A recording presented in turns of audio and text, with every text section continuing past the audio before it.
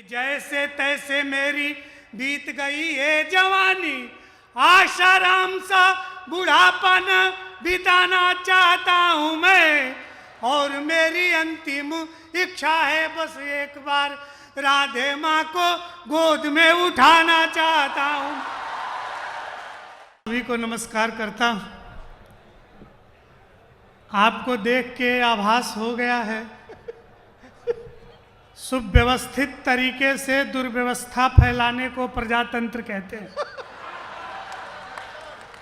और जिस प्रजातांत्रिक तरीके से अभी तक व्यवस्था की गई है, हो रही है, उसे देखकर मुझे पूर्ण विश्वास हो गया है कि ये वादा की वही पवित्र धरती है जहां कीचक को पटक पटक करके मार दिया गया था। जिस तरह से एक एक करके आप कवियों की हत्या करने पे उतारू हैं, वो विश्वास और दृढ़ विश्वास होता जा रहा है। एक बार ताली बजा दीजिए। 3-4 लोग और आ गए हैं। हम बहुत ज़्यादा नहीं सुनाते हैं, बहुत कम सुनाएंगे और बहुत जल्दी अपना स्थान ग्रहण कर लेंगे।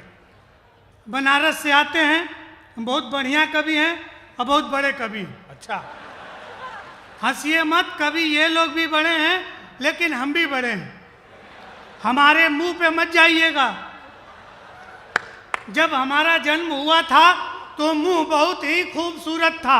बाद में सरकार ने आधार कार्ड बना दिया, फिर आधार कार्ड के हिसाब से हमको मुंह रखना पड़ता है, कहीं सफेद कहीं काला, ऐसा करना पड़ता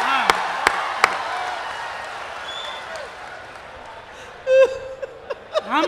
हम छोटे छोटे कवियों को आपको सुनना पड़ेगा, क्योंकि हमारे काव्य मंच के जो कुलाधिपति हैं, वहाँ तक पहुँचने के लिए हम छोटे छोटे डब्बों से आपको गुजरना पड़ेगा। हाँ, तो धैर्य के साथ सुनिए, और जितना जल्दी जितना हो हंगामे के साथ आप हमको सुन लेंगे, हम उतना जल्दी आपको वहाँ तक पहुँचा देंगे। नहीं तो आप न सुनिएगा, हम सुनाते रहेंगे। हम आपको हिंदुस्तान का सर्वश्रेष्ठ श्रोता मान के सुना रहे हैं।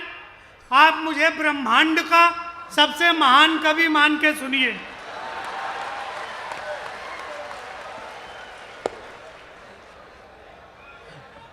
पहला छंद सुनाते हैं। हाँ, सुनाइए पंडित, सुनाइए। हम आपको विश्वास दिलाते हैं, हम कोई ज्ञान, कोई चरित्र निर्माण, कोई बड़ी बड़ी बातें नहीं करेंगे। अच्छा, वो इसलिए नहीं करेंगे कि आज के युग में ये सब करना बिल्कुल व्यर्थ है। जिस चीज को हम बीए की क्लास में नहीं समझ पाए, हमारा बेटा 5वीं कक्षा में समझ गया है। अच्छा, एक दिन आके कहा, पापा हमारी क्लास की मैडम बहुत कंटाप है, एकदम ब्यूटीफुल है, बहुत खूबसूरत है। हमने कहा चुप रहो, संस्कार सीखो, अध्यापिकाएं माँ समान होती हैं। कहा आप चुप रहिए, हमेशा अपने जुगाड़ में रहते हैं। तो जहां बच्चे यहां तक आगे चले गए, आदरणीय कह रहे थे कि पीछे के लोग सुनने आए हैं, ये लोग सुनने आए हैं। सर, आपकी उपस्थिति में कह रहा हूं, ये देश, भारत वो देश है जहां ऊंट जो है बिस्लेरी का बोतल पहचान लेता है, लेकिन भारत के वोटर गधे नहीं पहचान पाए आज तक। ये हमारी दिक्कत है। पहला छंद आपको सुनाता हूं, सुनिएगा अपने परिचय में। कि मेरे खानदान के बयो बुजुर्ग दादा बोले, प्रतिदिन गंगा में नहाना चाहता हूं मैं। अच्छा, और बाकी बच्चे जीवन को भोले की शरण जाके राम राम जप के गंवाना चाहता हूं मैं।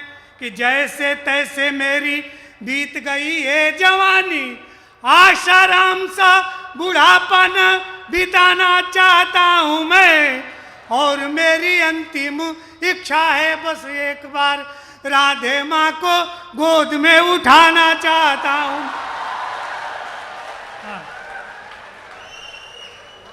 अब आप ऐसे ही सुनिए, हम आपको इसी तरह से निर्गुण भक्ति भाव के छंद सुनाएंगे।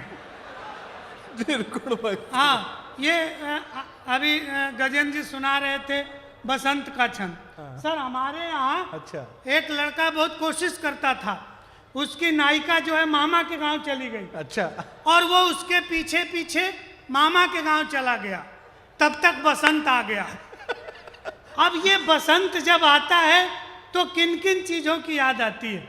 ये ठाकुर साहब हैं, हमारे गांव में ठाकुर जब चाह ले तभी बसंत आ जाता है। बसंत उसके नौकर का नाम है, तो वो जब चाहते हैं तब बसंत आ जाता है। कुहरे में भी बसंत आ जाता है, जैसे हमारे ठाकुर साहब ने लाया बसंत को। अब सर उसको बसंत आता है तो किन किन चीजों की याद आती है? कि धन्य हो बसंत तुझे दूर से प्रणाम मेरा, तेरी तरुणाई और रवानी याद आती है। और बुढ़ों पे जवानी की, जवानों पे नदानी की, नदानी भी सुहानी मनमानी याद आती है। कि तेरा आगमन सुन रोम रोम कांपता है, बीती हुई बात की कहानी याद आती है। और पिछले बसंत में पिटाई इतनी हुई कि आज तक प्रेमिका की नानी याद आती है।